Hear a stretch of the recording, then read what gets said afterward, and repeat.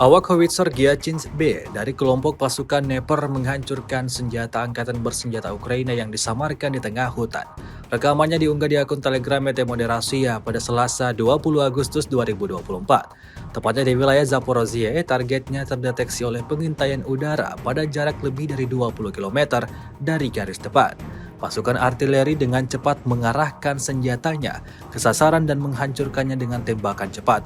Seperti yang terlihat dalam rekaman, dapat dilihat serangannya tepat mengenai sasaran hingga timbulkan ledakan dahsyat.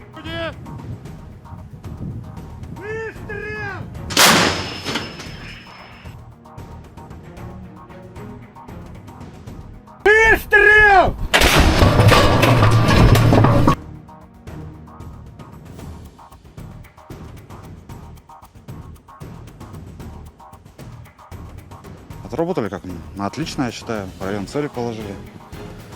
Отработали очень неплохо. Получается, с пристрелкой отработали в общем 5 штук, но 3 в цель.